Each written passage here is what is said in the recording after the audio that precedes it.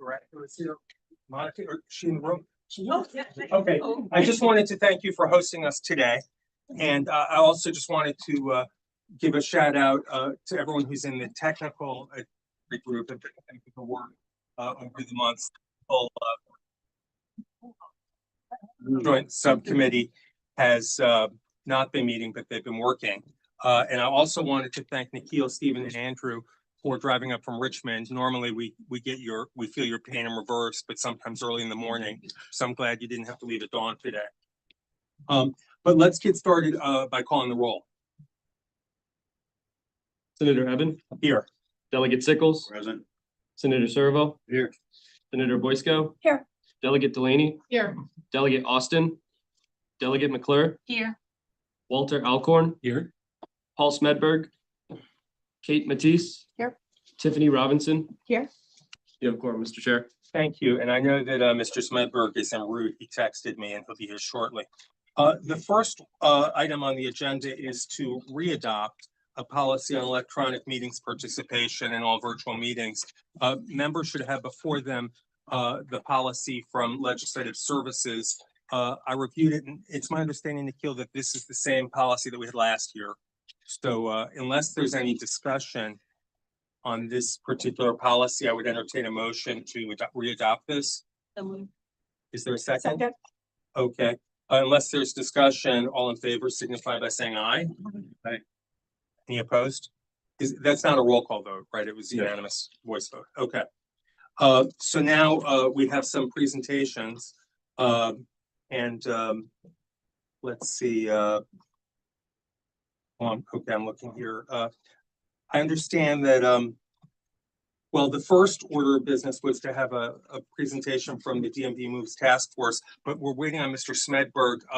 Should we wait, or should we ask if Mr. Donahue is online, if he wants to start the presentation? Okay. Nick, thank you for joining us. Why don't you reintroduce yourself to anyone who might not know you, and we're ready to hear your presentation. Well, thank you very much, Senator Eben, and thank you all members of the subcommittee for the opportunity to be with you here this afternoon. My name is Nick Donahue. I am the facilitator of DMV Moves. In a past life, I served as Deputy Secretary of Transportation, Virginia, for several administrations. But I'm here today to talk about DMV Moves.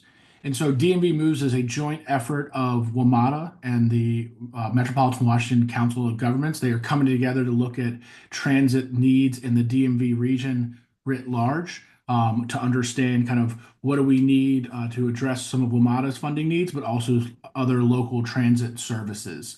And so if we could go to the next slide, I want to always talk about, like, why are we here? Why are we having these discussions? And I think particularly on the WMATA side, there are two big things that are driving the current challenges we're seeing there. The first is the very, very high inflation on a number of products and industries that WMATA relies on.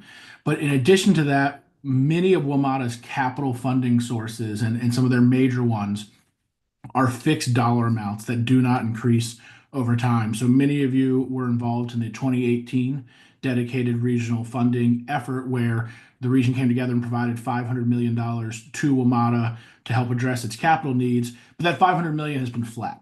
So as inflation and cost increases have taken effect, that has reduced the purchasing power of those dollars. What it also does, on the next slide, you see those, it starts to create a problem where we run in the WMATA capital program into essentially a bond cliff that will have a significant impact on WMATA's ability to sustain the capital program that they have today. And so you can see in this chart, in the 28 to 29 timeframe is when this cliff would kick in, and it effectively will lower the WMATA capital program by $800 to $900 million a year, having a significant impact on WMATA's state of good repair and its ability to kind of maintain the progress that's been achieved since 2018 due to the dedicated funding that was provided. There is some bright spots and some what's been happening over the past few months. And so on the next slide, I want to talk a little bit about the operating budget at WMATA. And so when we started DMV Moves, WMATA was anticipating at that time that there would be an operating deficit in FY28 of $140 million. And I think it's important that I note that would be on top of the funding that was previously provided by by the region as it re-baselined kind of the operating funding for WMATA. And I understand in Virginia, the solution that was done there was a 2-year general fund surplus. So there's still work on the Virginia side to address that reset kind of operating need. But due to a number of factors, including increased ridership and revenue growth, as well as budget savings from the management at the WMATA team, we now project that in FY28 there will not be any additional operating deficit. Now, I think it goes without saying, but I will say it, that with some of the uncertainty in the region, like these assumptions and other things could be impacted as we start to understand kind of what the long-term impacts are of some of the things that are happening in the region at the moment. And so the next slide, just we'll move into, we've been working for the past about 8 months looking at what would it take to really enhance and modernize the existing system, as well as kind of improve bus service for the WMATA system. And you see up here 2 boxes. The first one talks about what do we need to maintain the state of good repair of the WMATA system, but also what do we need to be able to implement certain modernization investments like rail automation and advanced signaling. Signaling, to give you a sense of what I mean when I say that, is kind of the communication system that helps control where trains are in the system. It's not something as a customer you ever kind of experience or see yourself, but it is extremely important for how that system works. They're having similar discussions in some of the other older transit systems like New York about how do they address the signaling system. And just to put that in perspective, when WMATA's signaling system was developed, the rotary phone was the most common form of phone in a house. And so we are working with a 40-year-old kind of signaling system that we have there. On the bus side, we're also looking at investments where we can implement bus priority to make existing bus service on high frequency routes faster and more reliable.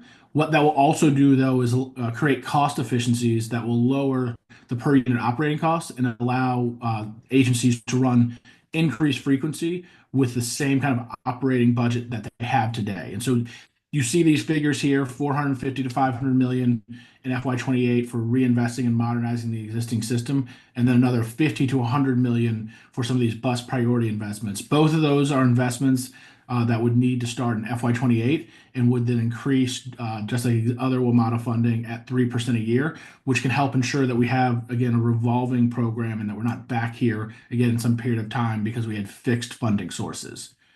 The next slide, I think, is really useful because it kind of helps, I think, show what happens to the state of good repair, of the system without additional funding, and that's that red bar you see at the top. And so today, WMATA's state of good repair backlog is around $4 billion.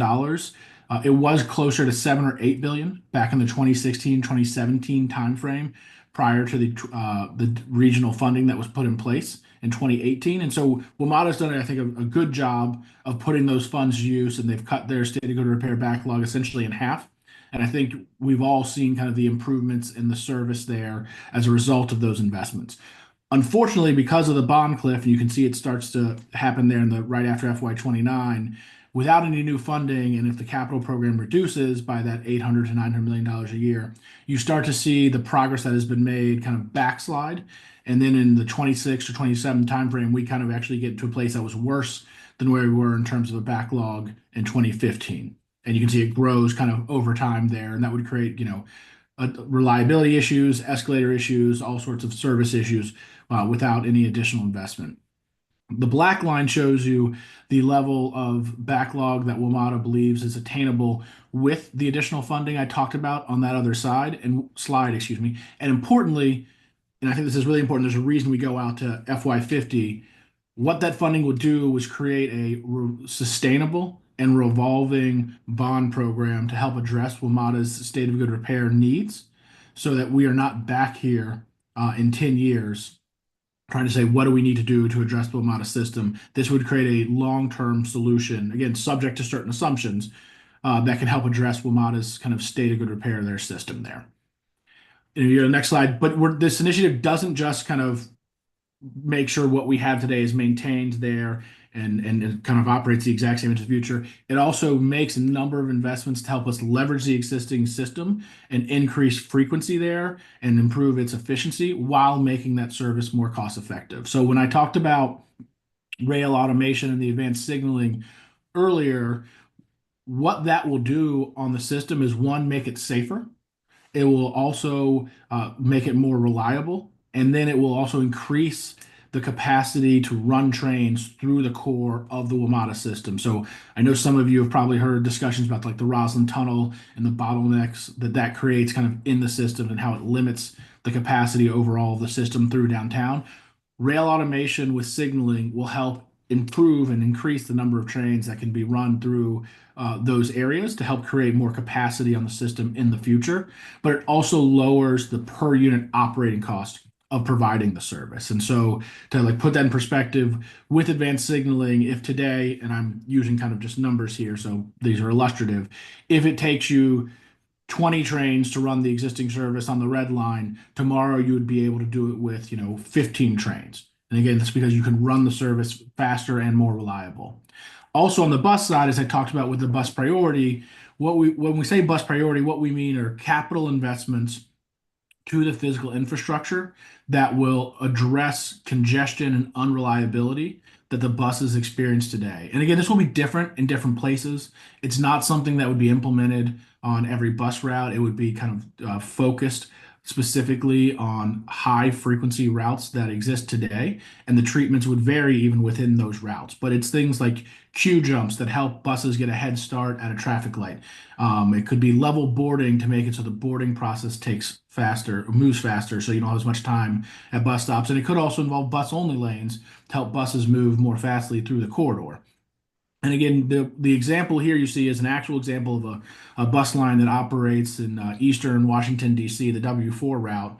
And WMATA found that with bus priority investments on that route, they could reduce the number of buses they needed to run the current PM service by 15%.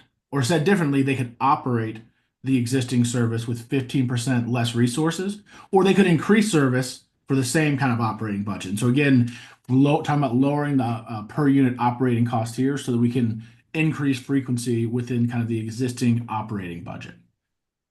But DMV Moves also is looking at policies and not just some of these funding issues, because there's a number of things we can do to make the region's transit system more seamless and integrated. And so on the next slide, we have 6 working groups that consist of transit operators throughout the region. Again, there's 14 different transit operators. And what we're trying to understand is how can we put in place and work together on policies that will really improve the customer experience. I think, looking back, we've heard some folks at the DMV Moves Task Force and Advisory Group say, if we were starting from scratch today, we probably wouldn't set up a system that has X number of kind of different operators in the region.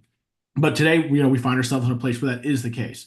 But that doesn't mean that we can't find ways to work together and coordinate between these different services to make things more integrated and easy for the customer to use, but also potentially to find cost savings and efficiencies for those. So things that we're looking at is how do we align fare policies across the different operators? Are there opportunities for kind of joint bus procurements where the operators all work together on their bus purchases, which also then could lead to kind of a regional fleet management system, which could help reduce cost for operators, down to things as like simple as how can we make sure wayfinding and signage and other information that you find at transit stops is more uniform so that when people use the bus outside of their home jurisdiction, they're able to understand the wayfinding and use the system with limited kind of hurdles. And again, as small as that may be, that was one of the big things we heard from the Citizens Advisory Committee at the Metropolitan Washington Council of Governments when they were talking about what are some of their hurdles to using transit kind of throughout the region. They said like the signage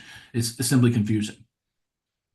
On the next slide, I also want to talk about some of the other things we're doing in DMV Moves, which is as a part of this, I believe it is very important that we document the assumptions that underlie the information I've just walked through with you all. And so, as some of you know, I was heavily involved in the 2018 effort to put in place the dedicated regional funding for WMATA. And when I talk to people now about the 2018 effort and what it was supposed to accomplish, I get very, very different answers from people that were in the same room together back in 2018. And I think one of the reasons we're having that is because we did not document any shared assumptions or understandings about that funding when it was put in place. And so as we go down this road again, I think it is very important that we write what do we expect this funding to do to the WMATA, the condition of the WMATA system? What do we expect, and what is WMATA expecting future ridership growth and fare policies to be? And also, what are we expecting kind of in terms of funding? So if in the unfortunate event in 10 years, and again, I hope this isn't the case, but if in 10 years someone else is talking to you again about the need to address WMATA funding, we can go back and look at these assumptions. And if the assumptions have generally happened as we thought they would here, sitting here in 2025, then we need to have some very, very difficult discussions with WMATA management, because that means the world took generally, the future generally happened in the way we thought it would. And we provided the funding that was said to be necessary, and there was still a problem.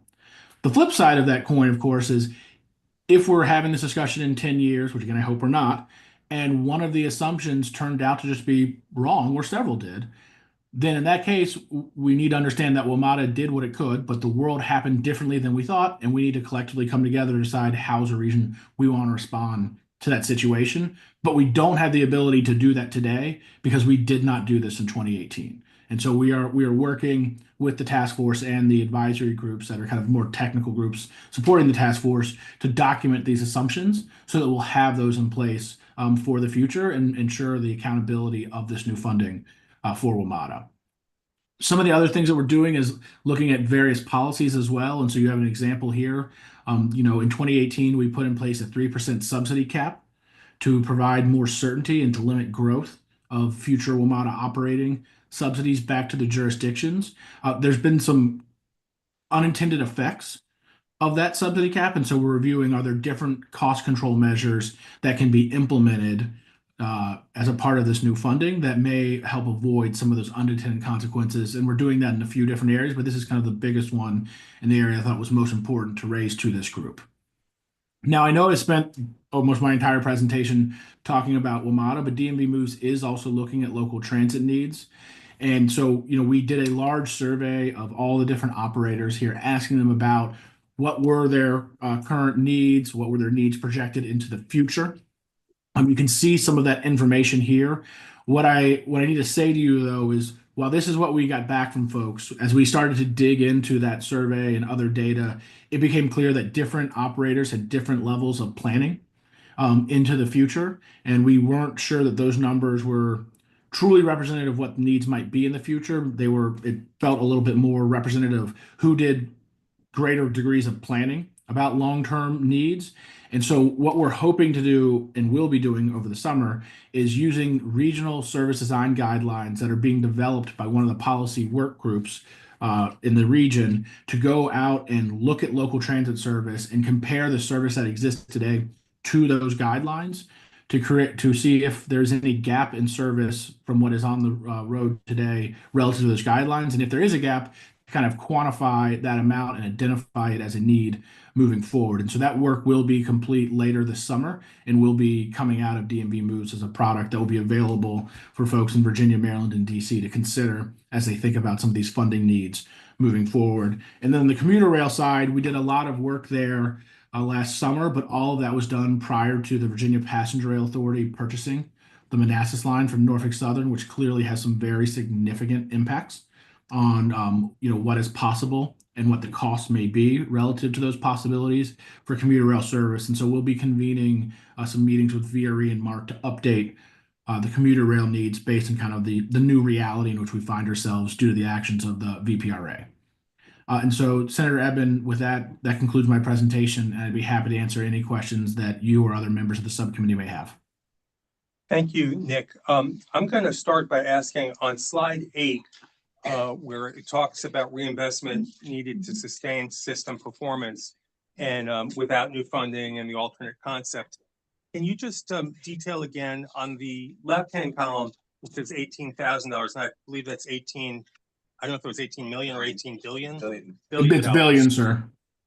Okay, so what, can you, when it says alternate concept, spring of 2025, is that something that is being worked on now? Senator Eben, thank you. I apologize. That is the concept that I presented to you on slide 7 of the 450 to 500 million a year.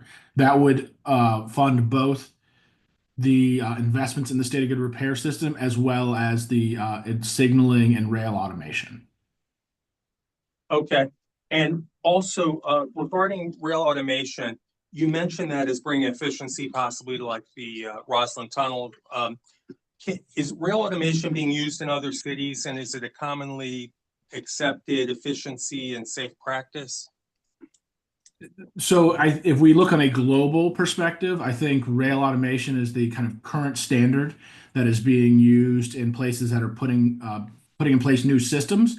It also has been retrofitted on legacy lines, if you will, in places like Paris and London. It is the kind of what people are doing for new lines, but also some of our peers in other places are using to make their existing system work better. And so, we don't have many examples of large systems that operate today in America that have this, because many of those places are also struggling currently to replace their signaling system. And so, for example, the New York MTA is currently, with potential revenues from their congestion pricing program, looking to upgrade and replace their signaling system, but they haven't yet had the money to kind of do that system wide. And this has also been a long identified need of WMATA that they also have not had the funding for. And so, in terms of peer systems, yes, there are examples where it has been used successfully. Those peer systems, though, at the moment are in other countries. Okay, before I turn to Delegate McClure, I had one more question on your slide 12, your final slide, with the commuter rail updated local transit needs. It mentions that it doesn't take into account plans post Long Bridge. And I was just wondering, are there plans to take that into account? Did I miss that part? No, so sir, you are at those top figures are representative of the work that was done last summer and fall. And what I was hoping to convey is that that work needs to be redone, particularly in light of Okay. the purchase of the Manassas line. Okay, and Andrew, We'll have an opportunity to hear from the area a little bit. Oh, to good. help tell Okay. that story. thank you. a little Okay, later. and I believe Delegate McClure had a question. Thank you, Mr. Chair. Hi, Nick. Good to see you. Thank you for that presentation.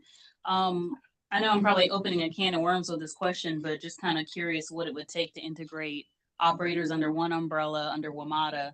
If you could just talk a little bit about that, because you kind of alluded to that in the beginning of your presentation. So just curious about it. So what I would say is that that topic has come up before, and I think Senator Servell is in the room, and so I want to recognize that he has asked that question and has raised it at past task force meetings. And so, there are both like legal as well as logistical steps that would be necessary to move forward with consolidation of the different bus systems in this region. What I would say is, as a part of DMV Moves, when we approach the various local operators about participating in this, and I do believe their participation is critical to our long-term success, the discussion at that time was this was not a effort to push consolidation at that time, and so that we told them we were going to focus on kind of coordination between the different agencies. Again, if we were to receive direction from the task force that they thought that was something that we needed to look at, we would dig into that more deeply. At this time, I think we've heard a range of opinions, some that were supportive and wanted evaluation of consolidation, and others that expressed some concern over that. And again, I think, you might understand why, if you saw who said those things, why certain people voice one opinion over another. What I would say is we believe there are things that can be done to improve the integration and seamlessness of the system, particularly for users, and things that can also help find cost savings by working together. And we are very focused on how to move forward and implement those. And the flip side of that is, at this time, I do not have a roadmap of all of the steps that would be necessary if one were to move forward with full sale consolidation. But there would be a number of kind of legal and logistical steps that would be necessary, which is not to say that they are unsurmountable. They are not, but there would be a lot of discussion that would need to happen that has not yet happened. Thank you. Thank you. I wanted to turn it over for a moment to Paul Smedberg, the co-chair of the DMV Moves Task Force. Paul, did you have a comment? I did, Mr. Chair. Thank you. I just want an important point of information. The WMATA system was built to be an automated system. it runs efficiently, safely, reliably as an automated system. It was shut off in 2009 after the unfortunate incident at LaFont Plaza. And for whatever reason, it was never turned back on. But we are taking steps to do that. On the red line now, there's a trial underway. With the Safety Commission, we've asked for expansion onto parts of the green line. So we're working toward that, but it doesn't get away from the fact that the underlying signaling and communication systems really are an urgent sort of need. Thank you. Okay, Senator Sturgill. Thank you, Mr. Chairman, and thanks, Nick, for that. I think that's the second or third time I've heard that presentation now. And I just had a question about the follow-up on what Delegate McClure asked about. Has anybody estimated how much cost we could save by either partially consolidating or totally consolidating certain systems?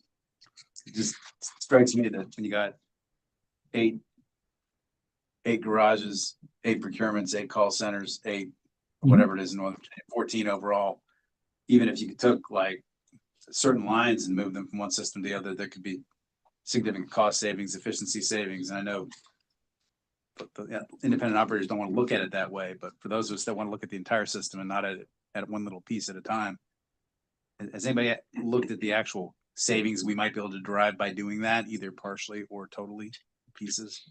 No, thank you for that question, Senator Sturgill. I think that's a very good question, and particularly from the perspective, as you said, of looking at that whole system. I think that's the right question at times. And so I would say we are looking at some of the partial options right now. And so the work groups, are looking at, if we were to align fair policy, what do we expect potential costs might be? Because that is one where you might have some increased costs, but also what do you expect the increased ridership might be because of kind of aligning fair policy between the different operators in the region.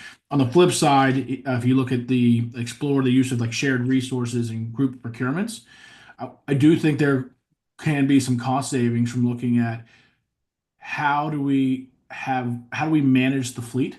How is the fleet maintained? And particularly as you look at expansion of certain services in the future, like particularly the Route 1 BRT or the Route 7 BRT, how are you making sure that the maintenance of those different buses and the new buses are being managed in a way that is most efficient? Because I do think there are some potential synergies there. That work is still ongoing, so I don't have numbers yet that I can present to you all, but that is something that we are looking at and that we think there is opportunity for some efficiencies in.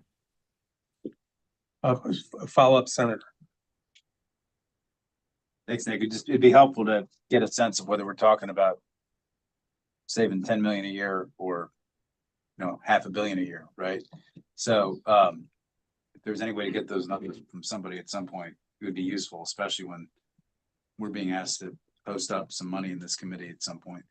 And the second question I had was, I think you talked a minute ago about recording assumptions or something like that in connection with your first couple slides there. As an attorney, when I'm writing agreements for my clients, often my clients think that the future is going to be exactly like the present is.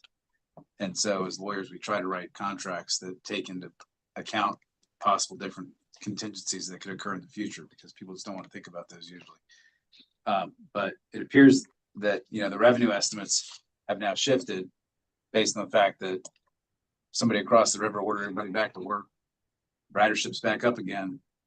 And however, there's threats of transferring significant numbers of federal workers out of the region. We continue to have this remote work thing going on. And so, exactly what, is there some way you can articulate sort of what the assumptions are we're using to assume that the system's existing revenue is going to sustain itself and or grow at the current level, as opposed to, we run into another, obviously nobody hopes to run into another pandemic, but there's clearly some assumptions that have gone into this new revenue estimate that I think in theory put less pressure on us to come up with cash on our side. I'm just trying to understand what those assumptions are so I can understand how realistic they are. No, I understand completely, Senator Sherville. So a few kind of comments is one, the assumptions are not going to be able to take into account kind of every scenario. So to your point on like a second global pandemic, to me, that would be one of those circumstances where I said we're in the future and the world has just been very different than we otherwise thought it was going to be. So I don't think we're going to have a scenario where something like that is kind of baked into the cake, quote, if you will. Um, on the kind of ridership side, there are some assumptions there, and we'll be bringing that to the task force at the next meeting. But I do think there is some good news there, and that a lot of the ridership growth that when you hear me and others involved in DMV moves talking about ridership growth, that predates a lot of the return to office items that you talked about. And so a big influencing factor there is, WMATA, as you all know, raised its fares starting last July for the first time in a number of years. And, it was about I forget the exact amount, I think it was 12.5%, but like the net effect on the base bus fare and base rail fare was a 25-cent increase. Historically and traditionally, at almost all transit systems, when you increase fares like that, you project and experience a decline in ridership the next year, even though you see an increase in revenue. And we saw kind of the exact opposite happen in WMATA in the first 6 months after that fare increase, where ridership continued to grow month over month, which then led to higher than expected revenues by a healthy amount, which was influencing a lot of kind of these factors into the future. And all of that was before the return to office kind of directives that are coming out of the federal government there. So I think that is a bright spot there. As I noted, though, there's significant uncertainty in the region now, and we understand that. And so we are working on some items that we'll be bringing to the next task force meeting about how could we potentially create some hedges in the near term regarding the operating needs at the system in the event that this uncertainty creates some issues that might have an impact on the operating budget, which is, I guess, my way of saying we have some work we're doing here that we'll be presenting, recognizing that there's significant uncertainty with regard to the federal agencies and the level of workforce and the location, as you noted. Thanks. Okay, thank you. I'm going to call you Senator Smedberg, but I'm going to go to Senator Boysko, and then I'm going to come back to Mr. Smedberg. Can I use it? Yeah. Thanks for the presentation. I certainly appreciate it, Nick. I wanted just some clarification on slide 8, where it shows us the two funding scenarios.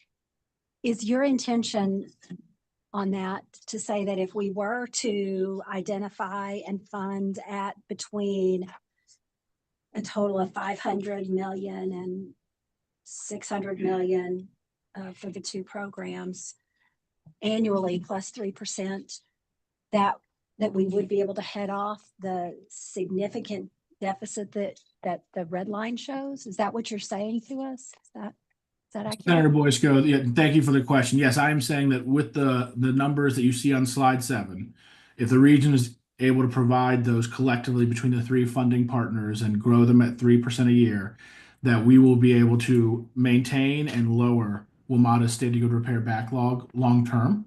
And importantly, we'll be able to reach a place where we have a revolving bond program where we should not have any cliffs, if you will, in the future, like we're projecting to experience in a few years, which is kind of the proximate cause of that red line you see is WMATA is running out of the ability to issue new bonds for their state of good repair. But that funding level would also be sufficient to implement the modernization investments on the rail side, like advanced signaling and automation, and then also would provide funding for bus priority. Again, both of those things which can help increase capacity and lower, operating costs of the system. So it would do those 3 things. Thank you. And just a follow-up question, what would you estimate Virginia's share of that revenue would be? So Virginia's share of the capital program is typically between like 25 and 30% of the overall total. WMATA is going to be providing a specific numbers that will be better than what I call NIC math that I've just given you. But if you're looking for a rough order of magnitude, that would be an appropriate kind of range. Thank you very much. Thanks. Okay, Mr. Smedberg. Thank you, Mr. Chair. Nick, this is Paul. Thank you for highlighting the indexing issue. That one issue in and of itself has really posed a real challenge to WMATA. And thank you, Senator Voisko, for highlighting that in the last question. But one thing I also want to put on the table, and you know, it's for something down the road, but it did come up at the DMV Moves meeting, is the messaging coming out of this. You know, I know, you know, we're separate from DMV Moves, but we're a very important piece to that. But the messaging, what are our customers, what are our your constituents going to get out of this? What is their investment going to buy? What is that going to mean? So I think, you know, just keep that in mind as we move down the road. And in terms of the consolidation, if you will, just to use a word, you know, I think, in my opinion, there was a lot of consensus around the room, publicly and privately, that the elected officials there believe that there could be some areas that are very obvious to a lot of folks: procurement, training, fare policies, coordinating with bus lanes or BRT lanes, cross-jurisdictional lines or state lines. There's a lot of things that we could do together that would really help them as a locality, not the state, but the localities, because they too are seeing the increased costs, and who knows what it'll be in the future, given the current state of affairs now. But you know, there was a thought about that aspect of this, and that we owed it to them to at least explore that possibility, that it would be foolish not to if we could see significant savings from that. So I just wanted to put that out there. I think that's a good note to end on, but I'm going to go to Supervisor Alcorn for the last word on this before I sum up. Yeah, thank you. Just very quickly, if you could go to slide 6. Yeah, Nick, thank you for noting a couple things about this. Before we get too completely comfortable with how much we're putting into operating and no deficit, first of all, obviously WMATA has done some good things, excellent things here to reduce costs. And Nick, you also mentioned the state using general fund monies. Let's not forget too, local governments. We also blew through the 3% cap. You know, as we look at the deficit on capital, let's also not forget about those changes that basically we increase our investments from the local and state level on operating. So those are, yeah, there doesn't show a deficit, but as we talk about revenue sources, let's don't forget that, because frankly, that should be in the discussion mix as well. Thank you. Okay, and let's just memorialize. I don't know, I'm trying to remember now exactly who said this originally, but we need to be clear when we conclude the work of this subcommittee eventually. We need to be clear what we expect any increased funding is to cover. And I think Nick said that, and I think putting it in writing is a good idea. And to rephrase it as Mr. Smedberg might say, what do constituents receive in exchange for a potential increase in revenue, including benefits to localities? And I think that we should make sure that that's part of our final report when we get to that point. Nick, I want to thank you for your leadership in this space, helping facilitate DMV Moves, but also just for all your institutional knowledge. So thank you for sharing the presentation with us today, and we'll look forward to calling on you again. Thank you for the opportunity. Thanks. We're now going to move on to the technical working group, and Andrew has a report for us on the work that was completed in 2024. All right. Thank you, Chair Evan. My name is Andrew DeVetter. I'm the chair of the SJ28 Technical Working Group. The subcommittee the technical working group was very busy in 2024, helping to set the stage for the subcommittee on facilitating staff briefings on transit funding, financial performance trends, and also having WMATA come and provide an update on the cost savings and cost containment strategies. The main activities of the subcommittee during the fall was the selection of up to 5 additional revenue sources to have staff go develop revenue estimates. Staff are also actively tracking subcommittee tasks to ensure that all components of the resolution are appropriately addressed by the end of the year, as well as any additional report requests as the chair just mentioned. Staff are also working on some technical memos that will be provided later this week that do address some of the requests for information asked by the subcommittee in this slide here is just a reminder of the up to 15 revenue sources that our staff are actively working on developing estimates for. NVTC staff using NVTC VRE and PRTC funding have obtained consultant support, and they're busy developing those estimates. Those estimates are going to be at 3 geographies as shown on the screen. So the NVTC district, PRTC district, and the statewide geography. Recognizing that potential revenue solutions are likely to occur at a combination of these geographies. It's interesting to note that the statewide estimates have attracted the attention of other transit agencies in the Commonwealth, recognizing the importance that statewide funding transit, not just in Northern Virginia, but everywhere in the state. The technical working group will review these estimates in the coming months, and this will be the major topic of the subcommittee's June meeting. One revenue source here, I-66 inside Beltway tolling outside of peak period and peak direction warrants an additional update from the technical working group. So at the November meeting, I indicated that VDOT, who controls tolling that facility, would need to generate revenue estimates for that additional tolling. Since that meeting, we contacted VDOT, and we also learned that while there is pre-pandemic data, there is insufficient post-pandemic traffic data on 66 inside the Beltway to generate an estimate. We do know that pre and post-pandemic trends on this facility are fundamentally different, and that collecting this data, VDOT informed us that collecting this data would take both time and additional funding resources that are not currently available this year for the subcommittee. As such, VDOT did hopefully outline the steps necessary to do that.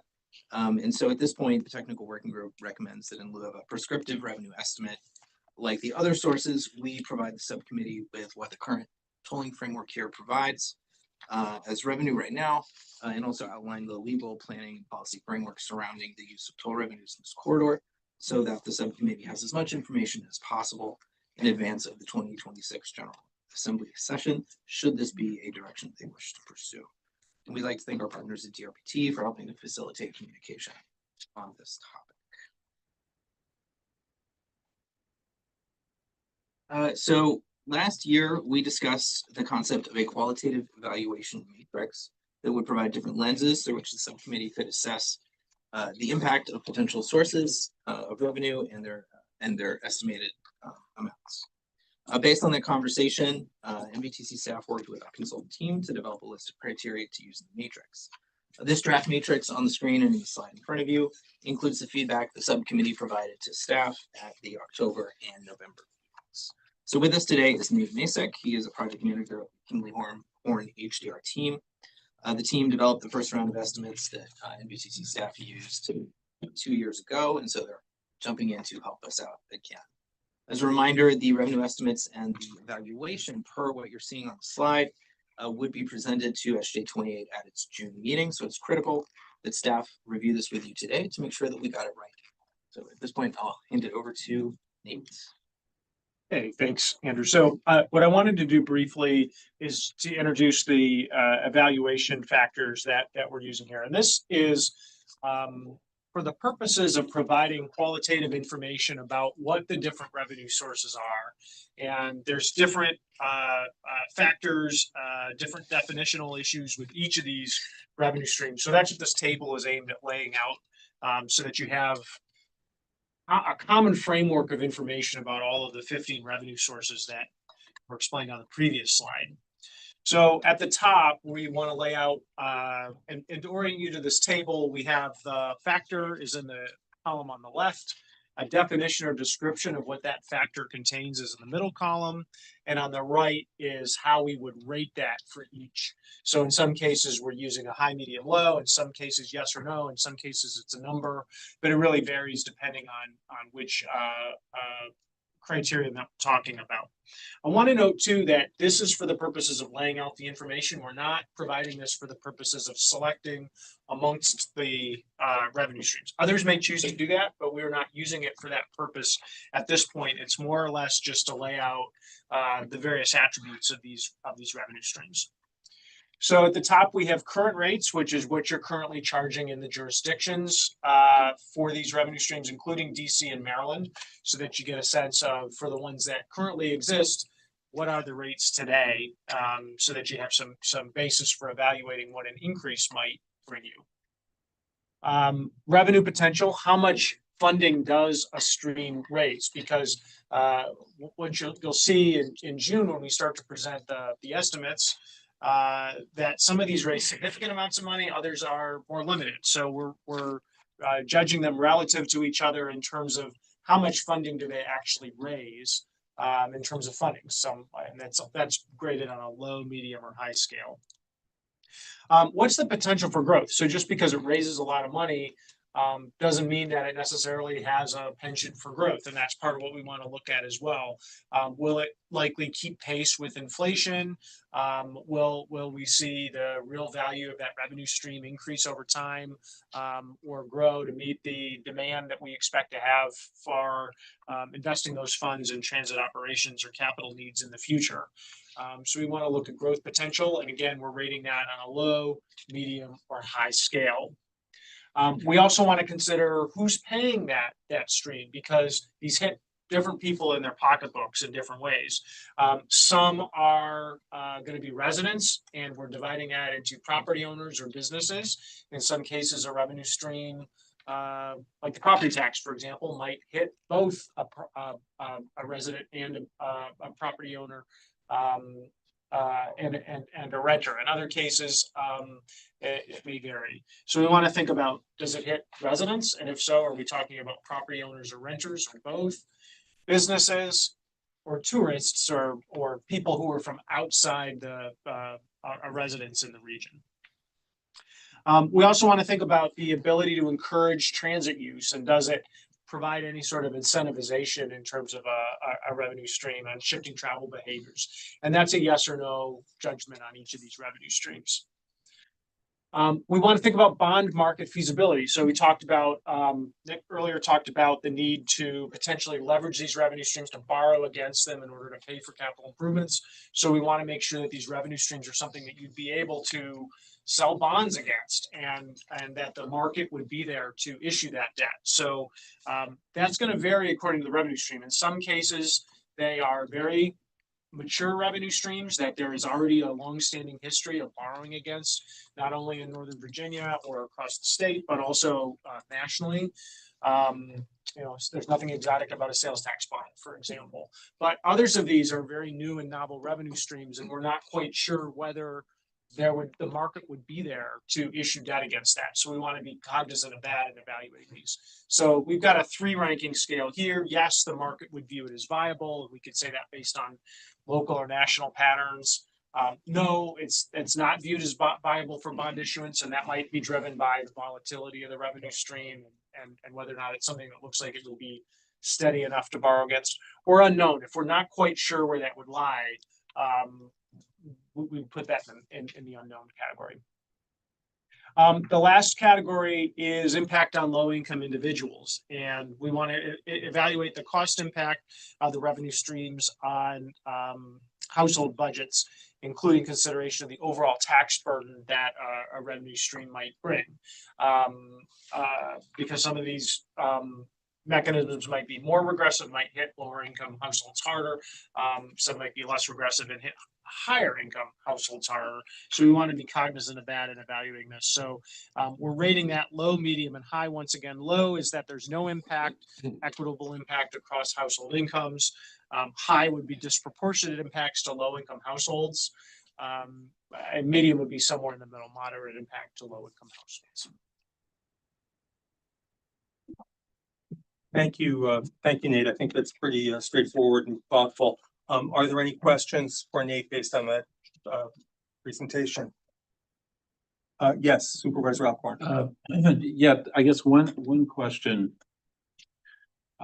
Should there be some sort of description of the revenue source in terms of its overall usage, not just for transit, but overall? So I'm thinking, let's just say income tax for the state as a theoretical thing.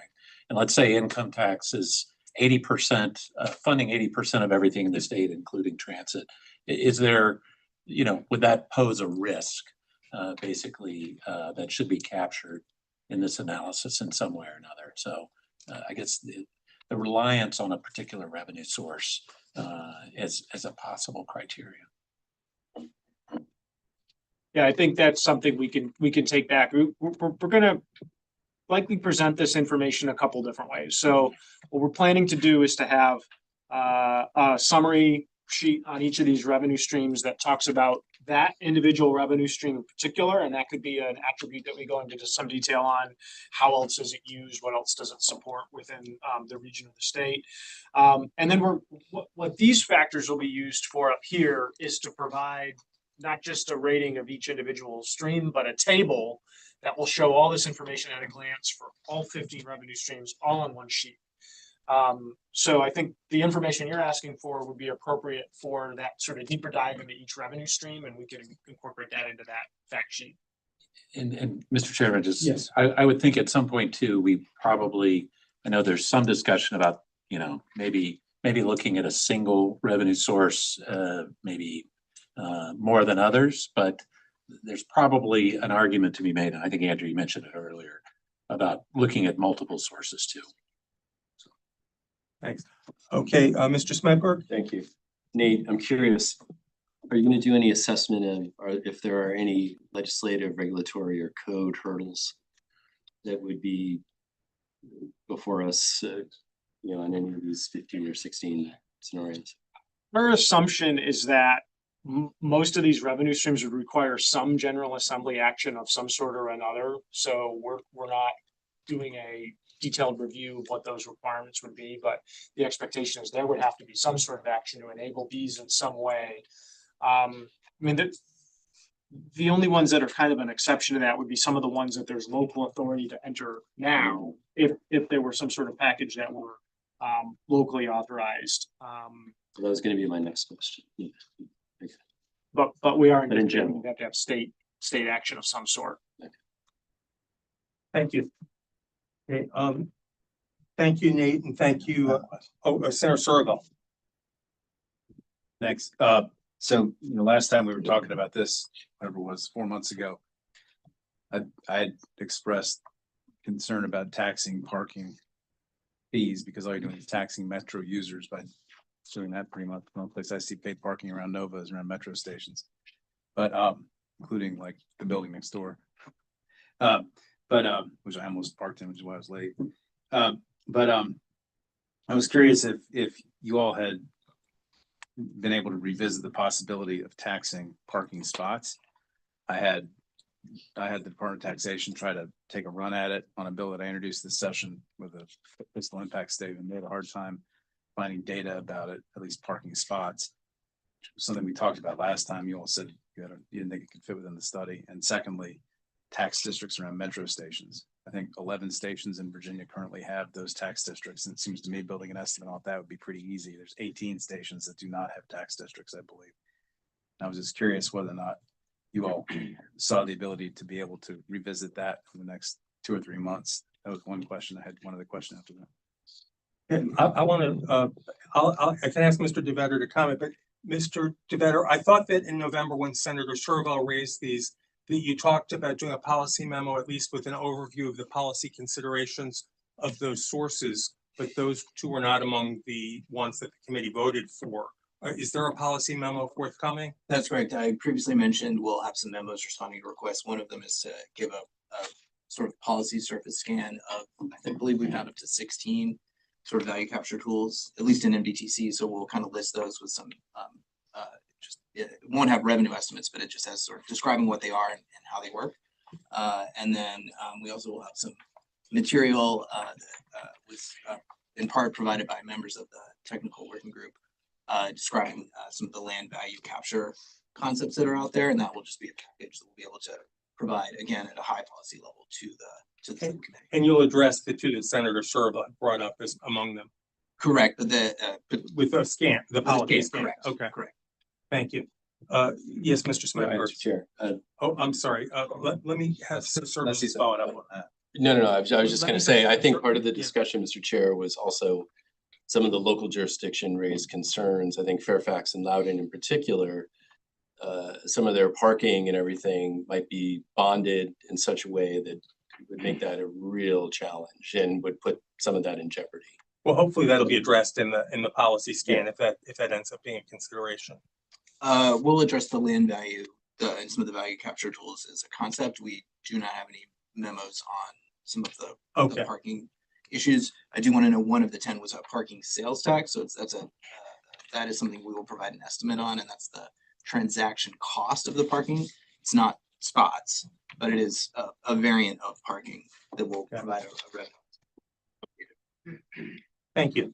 Okay, Senator Serba, you to follow up. Yeah, so, I mean, I was just looking at some of these sources and it strikes me that, I know we're looking at the low income impacts. But there's some other inequities contained in some of these, for example, a fuels taxes people with gas cars, but not electric cars, right? You're not, there might be some other inequities involved in the way some of these taxes are levied. I was curious whether you're analyzing that. And then, secondly, I was curious if you all, within each tax, are coming back to us with any options within each tax. So for example, we can tax diesel as opposed to unleaded or unleaded instead of diesel, or whether you're talking about whether we tax things at different values or so it's not all or none on each of these. So that, say for example, on a grantor's tax, it's not a region-wide grantor's tax, it's a grantor's tax on transactions over a certain value or transactions in certain I mean, I'm just curious whether you're just doing all or none or what. Because that kind of limits our options in terms of how we're looking at these. So, we're looking at them under different, it really relates to what data is available for us to break things out in separate ways. So, I think if there are, desires to be able to think about things on the basis of diesel or gas, we can work with MVTC on that to determine how to craft that in a way that it would be responsive to alternate estimations that take those factors into account. Yeah, I think what I would add is right now the plan is to, with existing resources, to provide kind of what would one increment. Pick some sort of, for fees, it could be $1 for certain percentage-based taxes. It could be 1% or 0.1%, depending on what it is, and provide kind of an increment at a general level. What I would suggest is that I think for the June meeting, we can provide what I just described at essentially the 14 with some of the policy information on tolling. At that June meeting, it would, if there are sort of variants, so to speak, as you just described, I think it would be helpful for us to hear about those, and then we can assess. We do have some additional resources available with the consultants. We can kind of address how do we want to spend those, and if the subcommittee were to tell us that's a priority, I think that's something we could talk about, and we could take that back. And I don't know if we can have an exact answer for you today, but we could sort of facilitate that with the chair and kind of set that up for the process. And just, Mr. Chair, to follow up, I mean, it would be helpful to know, I don't know whether other states do things. I mean, for example, I've played around the Uber, Lyft, TNC tax sandbox a little bit and gotten a lot of blowback from Uber and Lyft about it, but obviously, but I know there's, for example, the ability to track where these rides go. So for example, you could tag somebody with a fee for being dropped off within a half a mile of a metro station versus have a different fee if they're not, to incentivize certain behaviors or whatever.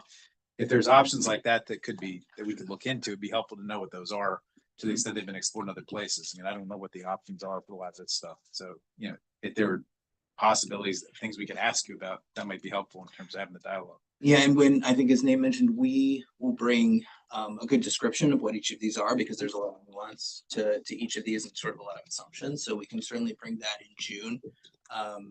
As you mentioned, there are, you know, like different places, some places do sort of an Uber Lyft fee, it's like 25 cents or 50 cents, some it's a sort of sales tax type situation, so like that's a variant I just described. I would say the higher level the variant, the more the better ability we would have to respond to that. Something very prescriptive would be very, very challenging. But I think at the chair's discretion, we can seek to sort of help facilitate that conversation in June. Yeah, I think that it would be a good conversation to have it when we start getting our general estimates, but I think Senator Servo raises a good point about the possibility of something like diesel fuel, Mhm. which is primarily, I think, for trucks compared to regular fuel. But we'll have that opportunity in June to drill down a little bit more, depending on what's how prescriptive it is. I was gonna add too that an important resource that we can mine is the Metro Operating and Reform Working Group report from 2 years ago, which did a comprehensive review of 40 different funding options and provided examples of where they were adopted in other locations across the country, and what some of the variations were on those. So that I think that we have information at our fingertips that could help to point the way to some of those variations in prior research that we've done. Excellent. Okay, thank you. Okay, I've got a queue of Delegate Sickles, Senator Boysko, and Mr. Smedberg. Who's gonna, oh, go ahead. I'm not next. I think Sickles was. Oh, okay. Oh, it's the mic. Okay. On the last column where we rate things high, medium, low. I was wondering about a rating on implementability across the Metro Compact, across this group of jurisdictions on this map here. Some of these things would be hard to do across the whole area. And this map there does not include our two partners in the other states. And so I've never been able to envision this solving this problem without Virginia getting a bill. Okay, this is our part. How are we going to pay for it? We pick from a menu of items. That's how it's going to end up, I think. But maybe you could rate some of these would be better to do over the whole Metro Compact or the whole whatever that is up there, well, with PRTC and everything. So that would be an evaluation on that last. Are you asking from? No, I'm just saying, that it would be an analysis of how you can implement these across the different jurisdictions, or are we just talking about Virginia, just talking about? Right, so you're asking about, is it implementable overall Virginia jurisdictions and then also Maryland and DC if they wanted to follow suit? Right. I mean, you could do a retail and sales use tax across everything, then Virginia would pay a lot more than our fair share if we did that, for instance. So that's not going to happen. We might have our own sales tax for Virginia side, potentially, you raise it 0.5 cents or something. In other words, but some of these could potentially have enough consensus around them that we could apply to the whole area. That's what I'm saying. Can you do that? Or is it just going to be a cafeteria menu of things we need to do, or we could do in Virginia to raise our share? I think it would mostly be a cafeteria menu for Virginia. A phrase that occurred to me is we could, I think, evaluate where there are opportunities for some kind of uniformity, if that kind of makes sense. I do want to at least flag that a challenge in this is that Maryland pursues its funding statewide, and at least to my knowledge at this point in time, there's not interest in that changing. And so how we do uniformity on the Maryland side is above my pay grade. But I think we could go back with the consultants and think about where are there opportunities for uniformity, if that would be helpful. Mr. Chair. Yes, please. Yeah, I appreciate where this conversation is going. If you look at northern Fairfax County, Loudoun County, our transportation funding, the burden is on the residents, whether it's using toll roads or the extra tax districts that we've, overlaid upon ourselves. I would be interested in seeing a regional, like as you're putting criteria here on, for whether it's, people who are low-income individuals, I would be interested in seeing another category of who is bearing the biggest burden in the state. As you mentioned, Maryland pays for their funding comes from the entire General Assembly, statewide. As I understand, Virginia benefits about $1 billion annually from the revenues that are generated using Metro. So this is not just a regional asset, it is an asset to the entire Commonwealth, to our economy. And it seems to me that asking the people who are already paying what is for some an exorbitant amount for transportation in a certain region is just, that's just not fair. So that would be my interest and concern. Thank you. Okay, we're running a little bit behind. Oh, Andrew, yes, Well, to that point, I would suggest, if please continue. are we finished with this item or? Sorry, I was gonna suggest we can take the local bus presentation and do it at another meeting. I think that would be a good idea to be able to digest in its entirety. So if we do that, we have our, and I want to thank Sophie and Ann for being on deck. And now that we have the slides that we can look at, we can come up with more complex questions for you. To make that one a little longer. So thank you for your work and we'll look forward to it at our next meeting. I think what we're up to next was a discussion on how transit funding works now, brief presentation really. And then Andrew was gonna provide a brief reminder about how our funding works now before staff from WMATA, VRE, OmniRide, and Dash highlight funding challenges faced by their respective agencies. So Andrew, did you want to tee it off? Absolutely, and I will, I think, give an abridged version of the 101, recognizing the wealth of materials in front of you and the interest of discussion, and staying on agenda. So what I'm going to do is briefly give that overview, and then we really want to spend time hearing transit agency perspectives and then allowing adequate discussion on that.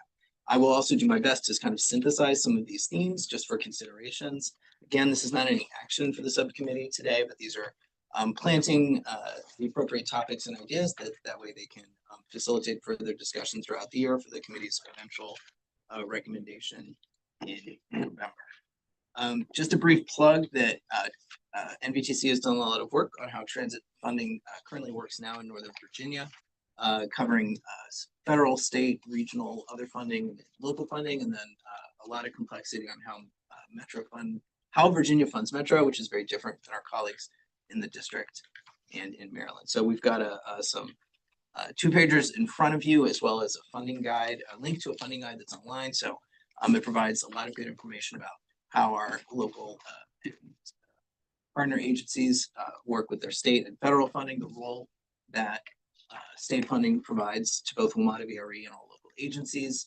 some of the special regional transportation funds that are available in Northern Virginia and how those work. Just continually reiterating the theme from Mr. Donahue that several of these specific dedicated transit funds are not indexed to inflation, and that's an outstanding issue. And recognizing that the WMATA Capital Fund, the Nick mentioned, is 80% regional and local funds, 20% state, and that it's mostly bondable, but again, the indexing is of concern. And one of the thematic elements that we do here in the funding space is that reliance on local general funds is predominantly the property tax. And of course, our localities have a number of different service and funding priorities with that general fund. And again, Metro is complex. Our jurisdictions, our cities and counties are the ones who pay the bill, so to speak.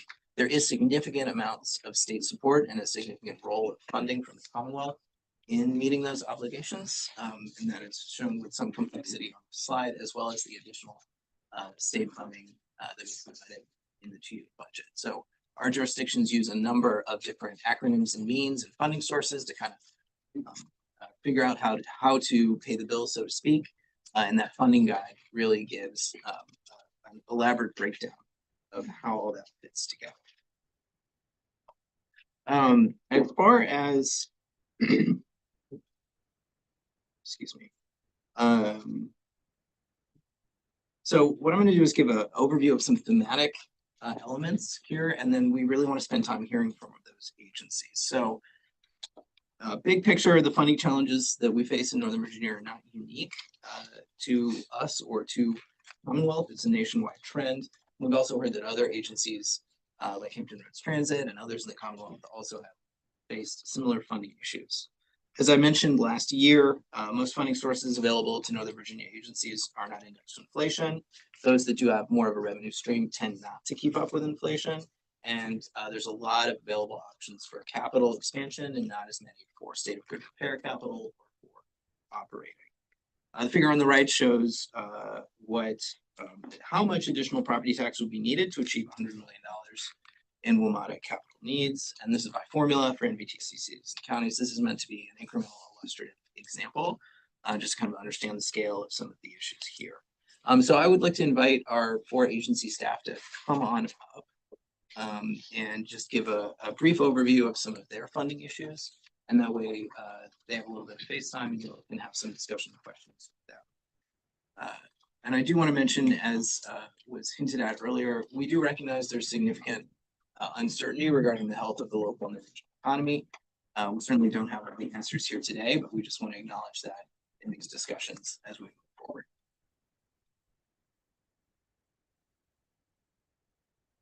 Okay, I think I'm first up. Thanks, Andrew. So again, I'm Greg Pott with Metro. And I think actually Nick hit on the majority of these, so I'm not really going to have anything to kind of leave now. He hit on most all of these. But I did want to mention first, before I get into this, a little bit on ridership. So on ridership, just wanted to mention a few fun facts. 48 consecutive months of ridership growth. There was 1 million daily trips 4 times since March 27th. And that was actually Nationals opening day. It's kind of fun. There's been 2 consecutive weeks with over 6 million trips. It's great. And on the Metro bus side, we've actually been exceeding 2020 levels. It's about 400,000 trips during the week. So Metro bus is doing very well. And finally, on the federal side, on April 9th, there was 118,470 trips by federal employees. So that's the highest since 2020. So really good news there. Of course, with the good ridership news, that means more revenue. So that's really good story there. So I just wanted to mention a few things about ridership. So here's some bullets up here. There's a lot of words on the screen here. There's nothing really here that's new. There's been a lot of discussion on the revenue side. So I just wanted to talk a little bit about the savings side. You might have seen a press release that came out, 500 million in savings. So that was a good news story over the past 2 years. Froze wages, inefficiencies, reduced consultants. But the challenge here is that 80% of Metro's operating costs are fixed, so they don't change the levels of service. So that makes things tough to reduce costs for us. So we're doing what we can, but it's tough with the structure.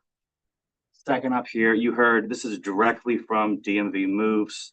The second bullet here needs to be reliable. It should grow. Nick was talking about inflation. There was 340 million in lost purchasing power from the federal funding, from the PREA, and from dedicated funding because it wasn't indexed. So that was a big thing. It needs to be bondable as well as no restrictions. So that's directly from DMV Moves. You saw that from Nick earlier. The third bullet there, also DMV Moves. This is the total need from the region starting in FY28. So Virginia would have a share of this. The specific amounts are not yet set. That was already discussed a little bit earlier. On the operating side, this is kind of a nuance here that's really important. Virginia needs additional operating funding in FY27 and beyond.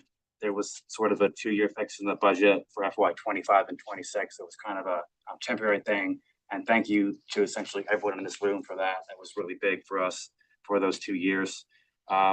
there was general funds that are gonna be in the budget of 136 million total for FY 25 and 26.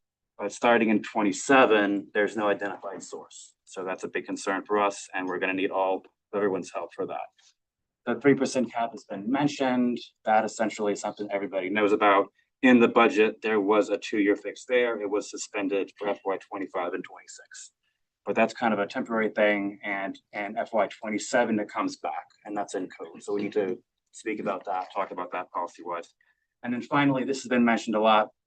Metro does not receive federal operating funding.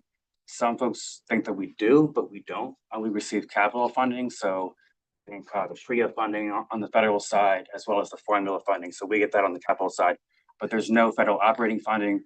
During the pandemic, we did get some of that funding, but that's now gone. So that's something that I think is mentioned by a lot of elected folks in this room when others that is a thing that is happening. And we obviously play a big role in the federal, moving federal employees, national events, I think July 4th, inauguration, cherry blossoms, that we're a big part of the region and the federal government. So that was one slide on Metro stuff, which is really difficult to do, but that was my spiel there. Thank you. Thank you, Greg. And we'll, Thank you for being succinct. Before Delegate Sickles raises his question, I'm gonna ask if we could either hold questions till the whole panel has gone, unless it's really specific to something on that slide that you think the others wouldn't relate to. It's specific to a model. Okay, well, why don't you go ahead then? Well, then, just checking, you said there's no operating subsidy, but the federal worker subsidy is back, so the individuals are subsidized. Yes, there's federal transit benefits, Yes, but so there's that's no direct definitely- subsidy from the federal government to Metro. And how much is that worth? To the worker. It's worth a lot of money, right? I don't know, I don't have the number off the top of my head. And that could be in danger. Federal benefit, yeah. we can follow up. Yeah. And secondly, the money that came from Richmond, that was matched by NVTC localities, so it wasn't correct. just 135 million, it was double that. That's Essentially 50-50 from the Yep. states and Okay. localities, right? Thanks. Okay. Right, floor is yours. Mr. Chairman. So I'm Mark Schofield with VRE. And I will tell you, there are two things that are on my mind probably every day. One is RTO and the other is TRV. So the RTO is the return to office. We have, after a long wait, had the bump back of returning workers that we've been hoping for. So if you look at our ridership in March of this year, we are up about 60% compared to March of last year. That includes Mondays being up about 80% and Fridays being up about 100%. So getting back to those kind of normal weekday patterns that that we used to have pre-pandemic.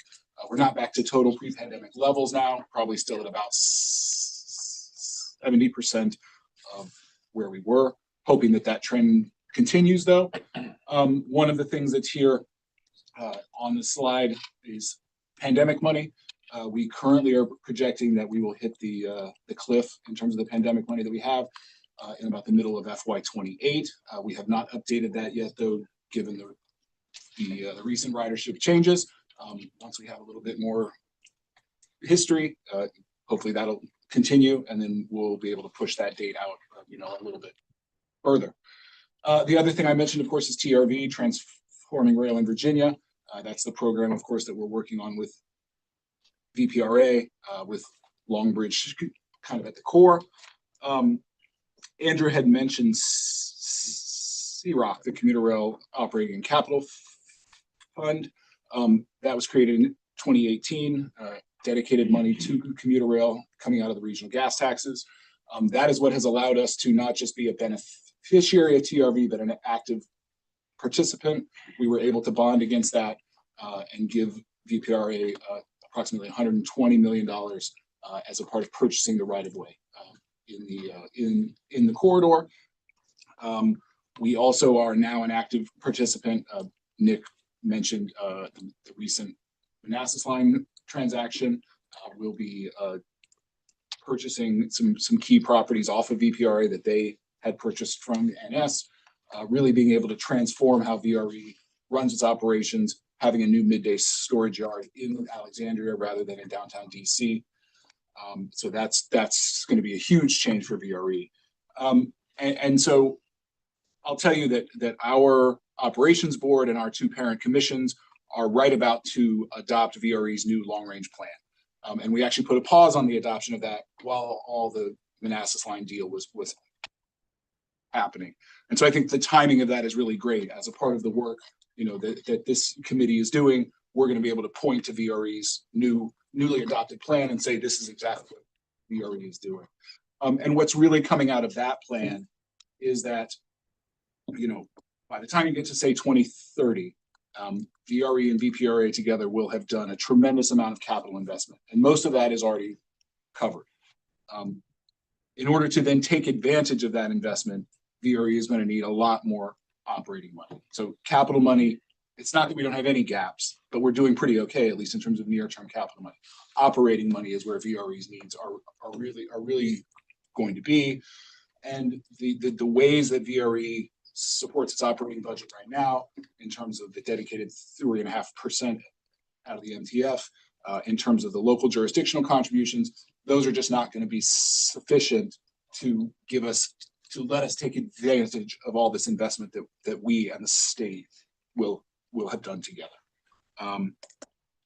So yeah, I think I'll Thank you. Before we leave it move there. on, Thank you. Senator Servo has a question that he assures me specific to VRE. Yes, sir. Thank you, Mr. Chair. So I had two questions, just to make sure I'm clear what I'm looking at. Yeah. First of all, the information numbers you have up there, the capital needs you have listed there, you're only talking about things like rolling stock and I don't know, fix up your stations or something like that. You're not talking about, for example, I've heard back when I used to represent a ton of VRE before I got redistricted, that every single creek crossing needs a third rail bridge heading south, and that's like $1 billion lurking out there that needs to get funded. Is that, I'm assuming that's all VRPA, Pastoral Rail? Yes, that is, not you. And that's correct. And that's in kind of the later phases of VPRA's plans. So we're talking mid 2030s, probably at the earliest. all right, so then, thanks. Okay, so second question is back in mid-March, there was a memo that came out from the new folks across the river saying that they were going to review all competitive transportation grants that were pending, looking for anything that had bike lanes and electric vehicles and all other kinds of woke transportation ideas. And given that the big component of the Long Bridge was a bike pedestrian bridge over the Potomac, there was initially some concern that the federal grant relating to the Long Bridge might be revisited. Have you all gotten any certainty as to whether or not that grant was locked in enough such that it wasn't subject to that review, so that we are certain things are all still on track like they're supposed to be for the Long Bridge? Right. I don't want to speak for VPRA in terms of exactly what discussions they may have had with the FRA, but all the joint projects that we are working on together with them, like the projects in Alexandria, the King and Commonwealth bridges, all of these things that are integral components of the Long Bridge, we are continuing plowing ahead with those with them. So there's no inkling that the funding is threatened now. Only speaking for, yeah, I mean, please, we have. Chair, Chair. Thank you, Mr. Chair. So I'm the secretary's designee today because he is at the 6-year improvement plan public hearing in Colonial Heights. But I also wear another hat as the VPRA chair. So I'm happy to report, kind of hot off the press, that VPRA just received the notice to proceed from FRA on the Long Bridge North package, the entire $729 million grant. VPRA actually split the plans up for that grant between the North and the South package. But FRA will allow us to use the entire amount on the North package if we so choose. So they're kind of working through that and the timeline, but it's really good news. Thank you for that good news. You're welcome. Okay, and I guess we can continue then.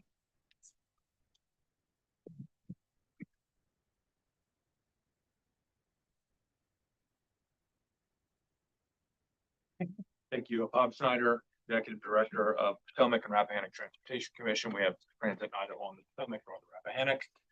That's why we go by. So we really have only one source of local funding, and one of the interesting things that was discussed is it's the motor fuels tax.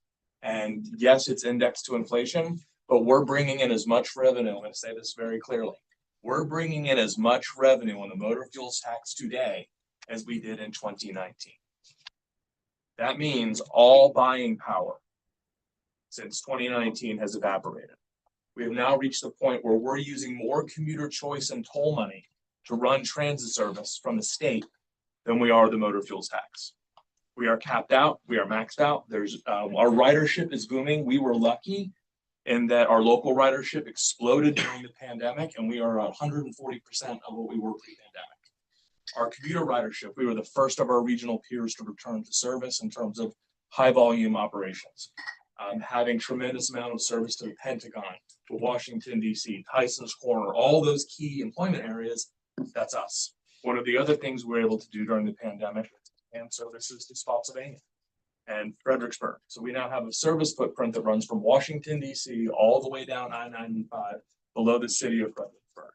This past year, we also launched our first services to Front Royal and Warrenton. So we now have services that run from basically the entire length of I-66, 1/3 practically of Virginia, it feels like, especially with the traffic load on I-95. Plus, we operate the local services inside Prince William County. And it's down to a point where we are maxed out on what we can do. And the only growth opportunity we have is utilizing more grant funds. We're very fortunate in that because our ridership has exploded over the past 3 years. A great example of that is in March of this year, our route from Haymarket to the Pentagon served as many passengers as it did in July and August of 2024. So just in March alone, we had the same number of people in 2 months in July and August. And by the way, that July and August was 50% over the prior year. So it's a growth model up, but the challenge is that yes, there's more fares, more funds coming in, but so much of that is state funded. Those dollars go back to the state to credit the grant so that we can continue operating the services longer. So that is one of the unique elements of our funding structure is we are basically the largest purchaser of transit in terms of operating hours and revenue sources for the state. And it's a fantastic partnership and we love doing it. So we're in a very unique position that although we have a very large service area, we're benefiting almost all of Northern Virginia in some form or capacity. But that one local source of funding is that motor fuels tax. We don't even have the ability to run 45-minute headways on our local routes that have 80 passengers per hour boarding it because we don't have the money to get below a trip every 90 minutes in the middle of the day. We're talking about routes that have, in this room, there's service that comes by every 10 minutes. We're talking about every 120 in some of our routes. And that's that's for a local service. This is not a commuter service. This is Route 1 in Prince William County. Very, very hard to face and deal with in terms of because there are limitations at the county level. There's only so much localities can do in Prince William County. For every dollar of general fund money, 57 cents, 57% or 57 cents goes to schools. So the number one lever that is authorized by the legislature is actually not going to, they have to raise basically $2 to get $1 for transit because 57% of that is going to end up going to schools. So it becomes a political football in terms of localities because there aren't those transit focused measures that we can take advantage of. I mentioned the DRP and commuter choice program. The DRPT merit program actually undervalues customer or commuter services, which is A, generates the largest volume of revenue, and B is the largest volume of service impact in terms of air quality, congestion mitigation, and we don't talk about it anymore, but the buzzword used to be throughput. Throughput's back. And if that's not what we're paying attention to again, the merit program does not reward that. And the reason why is because we load up 57 people and we go one way. We don't have the on-offs of a local service. So one of our big challenges is, although DRPT is a great partner on the commuter side of things, we don't have the credit. And we've actually seen funding losses as a result of the merit program. When the merit program came into place, we lost about $700,000 per year in state funding. Just one of the challenges, and we spent a lot of time and a lot of angst working with Senator George Barker at the time to try to find remedies for that. But it has an impact to our fleet cycle. It has an impact to our operating budget. And then I mentioned the customer revenues mostly offset grant allocations. We do not have local fare. It's not that it's a fare free. It's just zero fare to the customer because Prince William County pays that. we did an economic analysis, the cost of buying a fare box for $45,000, fare recovery, banking fees, all of the things that go with that. It just was not worth the squeeze, but we do generate about $8 million out of the Smart Benefits program. And then separately, we have people pay individually. So we were generating around, I think we're going to be projected for around 9.5, 10 million this year. We're still adjusting with return to work numbers. Federal funds, Section 5307. We actually received less money at OmniRide than I did when I managed the system in Columbia, South Carolina 8 years ago. And the reason is because the federal portion, a large sum of it goes to VRE in a regional split letter. When they created VRE, there was a decision made to carve up the 5307 funds that flood into the region. X amount goes to Metro, X amount goes to MTA, and X amount comes to PRTC to divvy up. Because if you go back 35 years ago, there wasn't a robust transit system named OmniRide. It was really about funding VRE. So we lose anywhere from $6 to $9 million a year, depending on the apportionments. We estimate VRE ended up receiving what would have been around $17 to $18 million of COVID stimulus funds that we would have been able to utilize, which is why we hit our fiscal cliff on COVID money last year. So that's why all of our COVID funds are gone. The other interesting thing that we get the benefit of is we've gone from hub to hot lanes.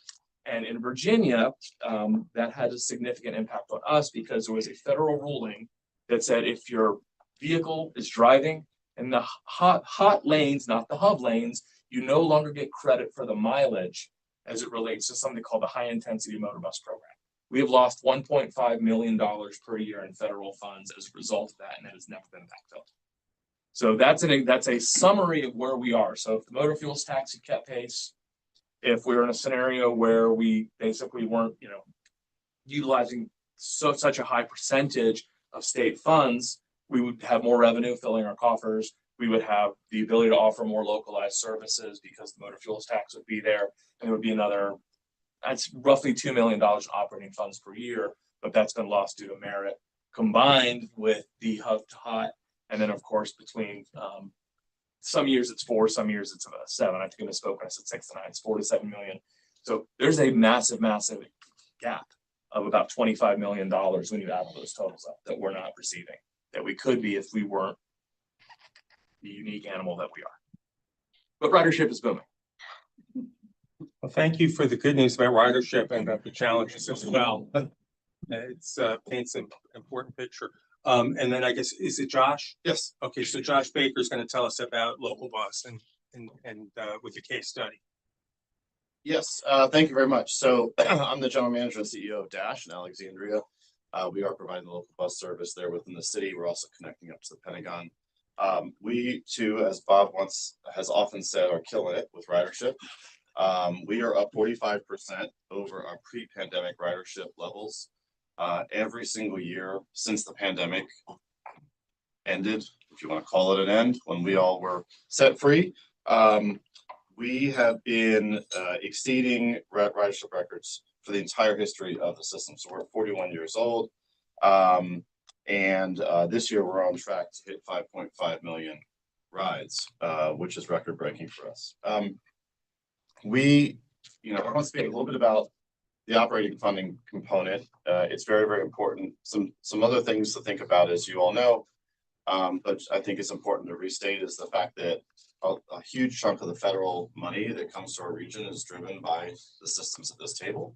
And it's such an important, impactful service for our residents. We actually, before the pandemic, estimated that upwards of 45% of our ridership was federal workforce. And our ridership records have occurred despite the federal workforce not starting to return until just now. And we're seeing our commuter-oriented routes really see the benefits of that. We're entirely funded by the city, with the exception of the I-395 commuter choice grants, which have been incredibly impactful in serving the west end of the city with record-breaking ridership along our line 35. I think it's important in what I wanted to remark about here that I think all of our systems are facing is not only from the operating perspective, the challenges around the local burdens that are carried for supporting the systems and supporting WMATA. I think both are incredibly important. So it's important we pay all of these bills. is the capital component. Particularly in Alexandria, one of the things we're facing, we have been a leader and an early adopter of electric vehicles. We still believe in them. We still know they're important because they're impactful to both the environment and the economy.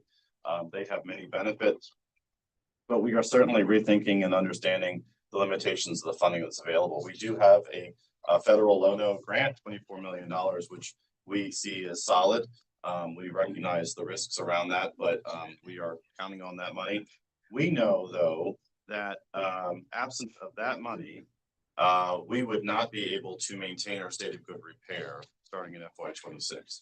So the Low-No money that we're relying on is going to keep us up with state of good repair. Now, beyond that, when you hit, for example, fiscal year 27, an example is that we must replace 14 buses in that fiscal year.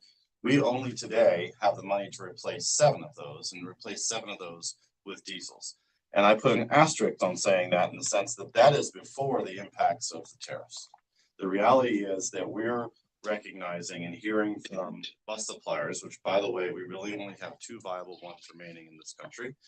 One is New Flyer, which is, by the way, a Canadian company and is the largest manufacturer of buses in North America and has 4 factories in the United States producing the buses that we're all buying. The other is Gillig, which is a much smaller system, much smaller company based out of California that does not have the production capacity to keep up with the needs of a region like Northern Virginia alone. So there are real challenges ahead of us we're facing. We're recognizing that not only the inflationary costs of producing these vehicles, but the impacts of decisions on a federal level around tariffs and other things are really going to be a challenge for us.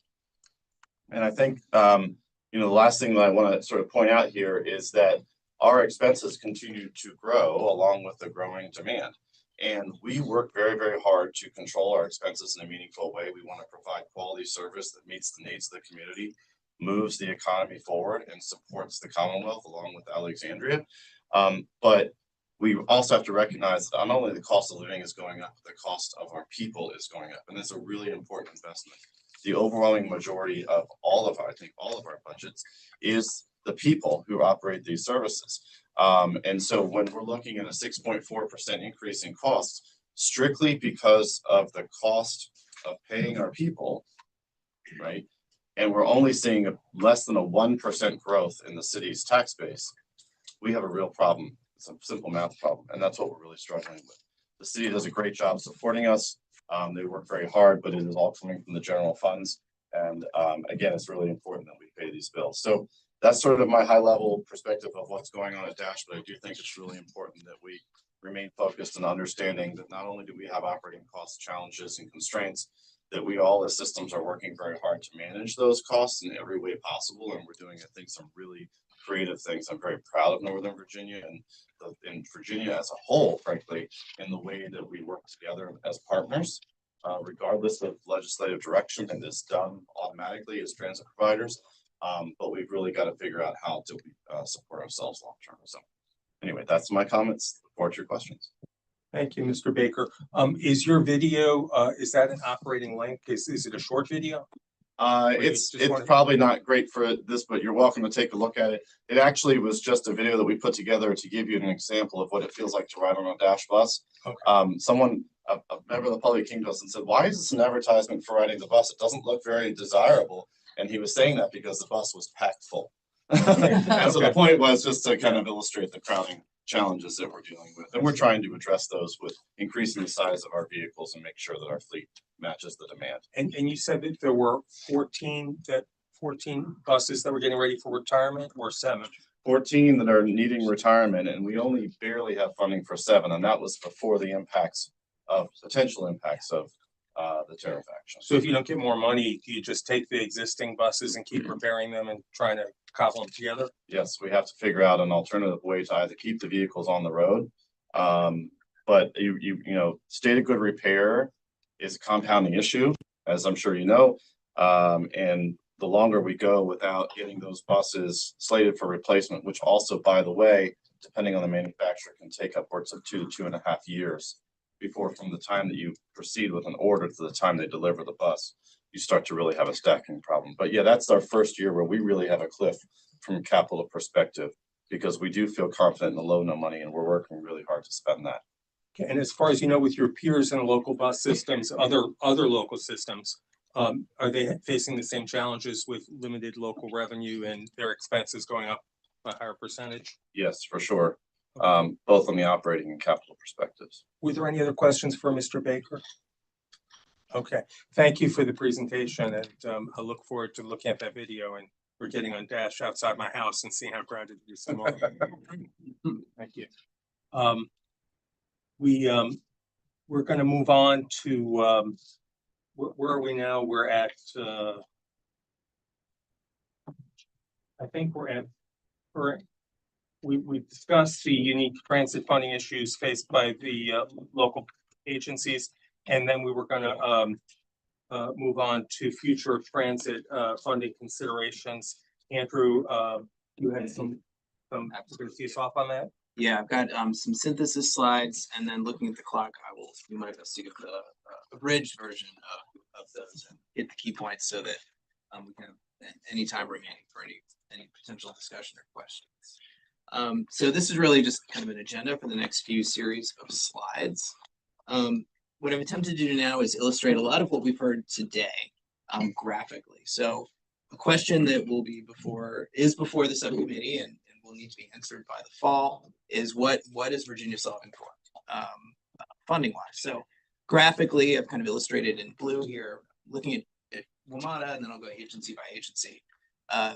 Nick articulated the DMV moves WMATA needs, obviously an indication of Virginia share coming soon, and that these are primarily a capital solve for primarily state of good repair needs. So that's ongoing at DMV moves, that'll help kind of feed into what this effort solves for. As has been mentioned by both Nick, Supervisor Alcorn, and others, is that additional regional investment, the subsidy rebaselining, that additional state and local funding that was provided in fiscals 25 and 26, that it doesn't have a permanently identified solution. And so we're showing on this slide that is something that could, and I think what we're hearing it should be solved for as part of this effort. And so that specifically was operating. As far as looking at the other providers that we just heard from, VRE articulated their pre and post Long Bridge needs, predominantly operating with I think some capital needs as well. They're actively refining those, and so we look forward to hearing those from all of the providers at the September meeting. So just to reiterate, the September subcommittee meeting is when we really put some numbers and teeth on these agency needs. These are actively being developed both at DMV moves and at the individual provider level. As Nick mentioned, the local agencies have provided some of their needs to DMV moves. There's a lot of different assumptions. So DMV moves is looking at how to estimate those needs through updated service guidelines. Something that we have heard in the Virginia space, however, is that there's an anticipated kind of plateau or decline in state operating assistance due to the expiration of one-time carryover funding. So that's something that's kind of out there on the horizon, as well as, of course, the pressures on the general fund that we've heard of to date. And then as we heard from Bob at OmniRide, what they really need is a sustainable and predictable revenue source to help them continue and expand their operations. As far as bondability and sort of the concept of dedicated funding, I've listed a number of criteria here on the left. I think I would say that the most important one here is to think about what is, how protected, predictable, and reliable that funding is. What's the role of organizations in making sure that if a certain funding pot needs to be bonded by an agency, that it's set up in a way that can happen and that they can get a good bond rating. I think it's important to remember that the 2018 dedicated funding, DRPT is an intermediary organization. It is predictable, protected, and it has a good bond rating for WMATA. I think we've talked a lot about indexing, so I'm not going to belabor that point.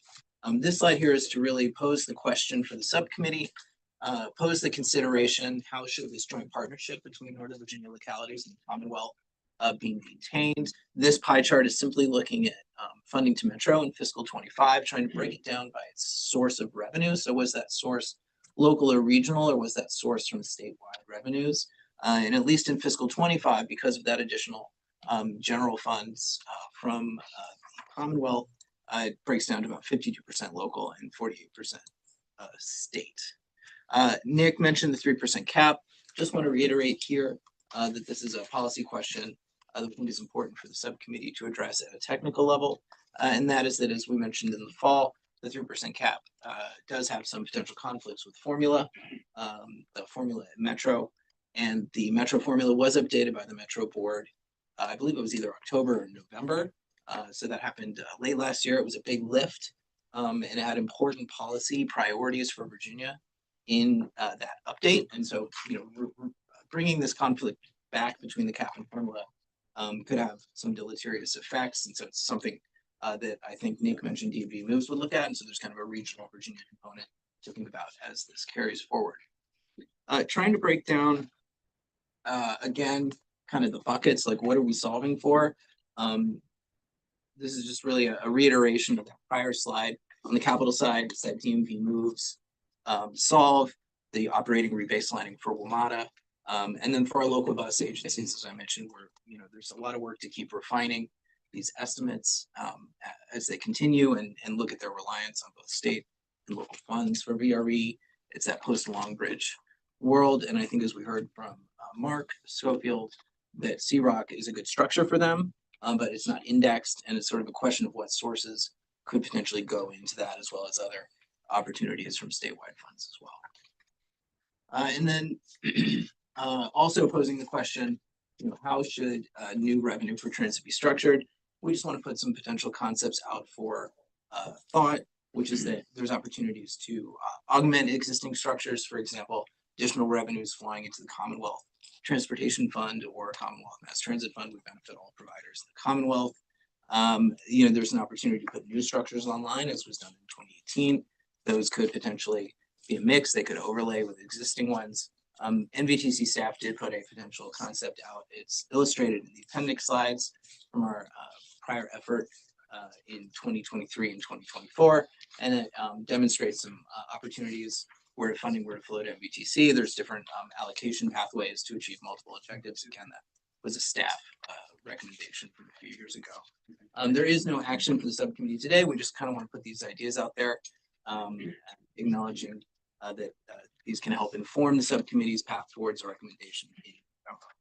So at this point, this concludes the staff presentations. And I will hand it back to the chair. Thank you, Andrew, and thanks to all the presenters for the good information today. Andrew, can I put you on the spot and ask you to remind us what is our next? Do you remember our next meeting when what the topics that we're covering are? Or I'm just trying to remember the structure. I know November is is our final meeting. Is that right? I have the work plan in front of me. Okay. Okay. I'm glad someone's got the work plan with them. So at the next meeting in June, so what we're going to do is always have an update from the technical working group to kind of give this staff level update. We would like to hear from Mr. Donahue at every meeting, just kind of make that connection between DMV moves and this effort. And then the primary topics in June are the revenue estimates. So presenting that work that the consultants are doing, and then having some of the discussions that we heard previously. Looking at potential cost saving tools. So there's a couple of ways to address that. It could be either at the June or the September meeting. We would like to get an update from Metro, where Tom and Nintendo came in the fall. There's an opportunity here from the study that DRP is doing with WMATA on operational cost savings when that's the right time. We would continue as well the revenue framework discussion kind of as needed. It's underway here at the September meeting. That's mostly a meeting about needs, hearing, refining, and putting some teeth on those agency needs. Potentially, we could bring that appropriate use of local bus services back if there's time. And then really starting the preliminary discussion about draft recommendations. And then that November meeting is primarily about this subcommittee taking whatever actions it sees fit on recommendations. Thank you for that summation. I'm going to ask our legislative staff if you could get a copy of the work plan and just email it around to the members of this committee. We had near perfect attendance today, which I really appreciate. But I want people to just be mindful to mark their calendars about what's coming up, because if they're not here in person, we're gonna make them watch on video and not have a vote after the fact. Unless they participate electronically. Are there